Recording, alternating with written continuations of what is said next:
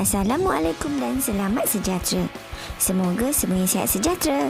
Jom kita belajar kata sendi nama.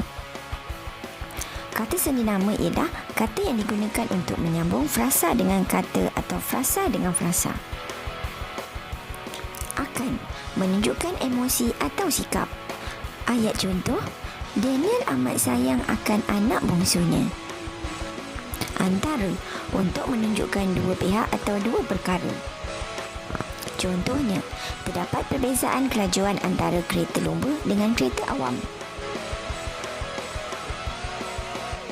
Dalam untuk menunjukkan lingkungan yang tidak mempunyai ruang atau jarak.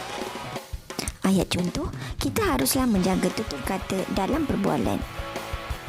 Dari menyatakan tempat atau arah. Dia baru sampai dari pejabat.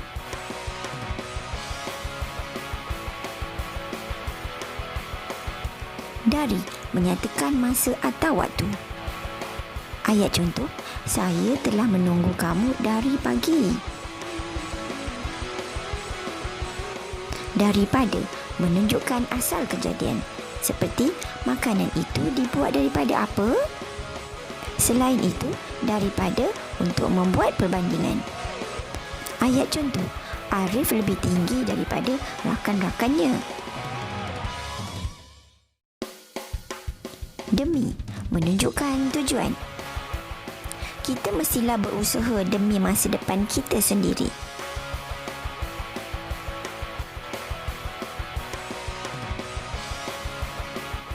Demi juga menunjukkan urutan. Contohnya, adik membilang angka 1 demi 1. Dengan menunjukkan bersama-sama.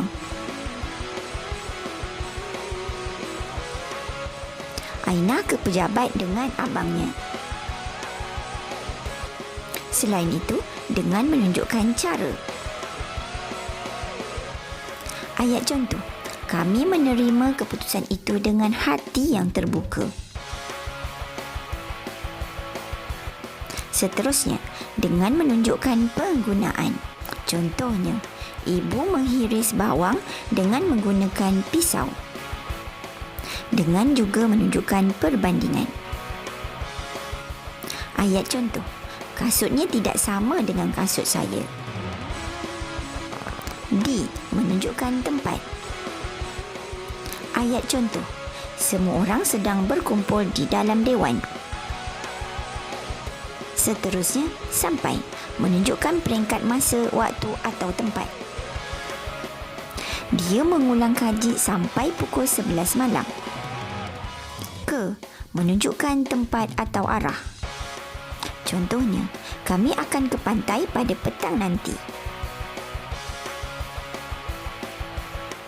Ke menunjukkan masa atau waktu.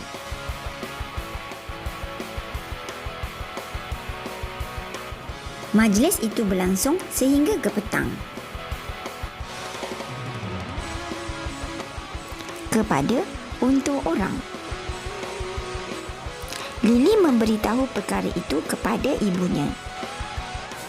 Kepada merujuk juga benda abstrak. Remaja masa kini mudah terdedah kepada gejala sosial. Kepada, untuk menyatakan bahagian. Ayat contoh, pelajar-pelajar dibahagikan kepada beberapa kumpulan.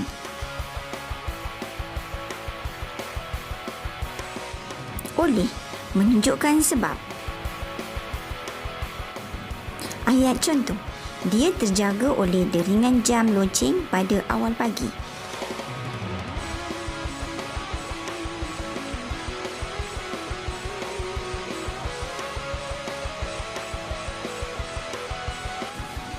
Oleh menunjukkan ayat pasif. Ayat contoh, makanan itu disumbangkan oleh pihak PIBG sekolah. Pada juga menerangkan waktu.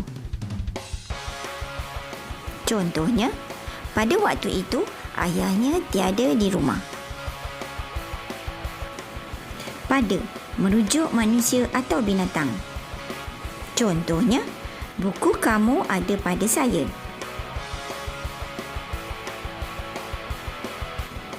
Pada menunjukkan tempat. Ayat contoh, tulislah nama kamu pada kertas jawapan.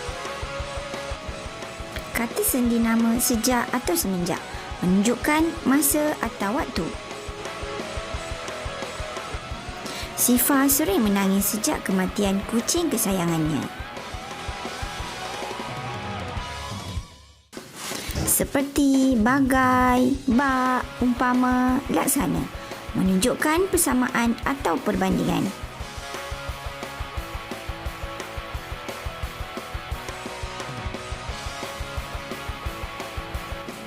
Keakraban mereka itu bagai isi dengan kuku.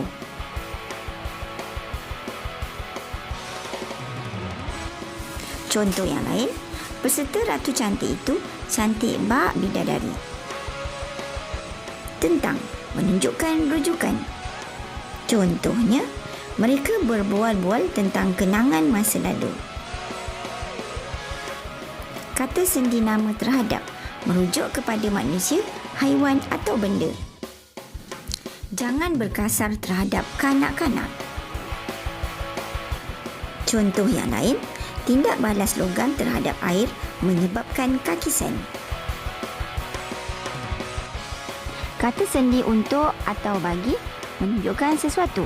Walau bagaimanapun, untuk atau bagi boleh bertukar.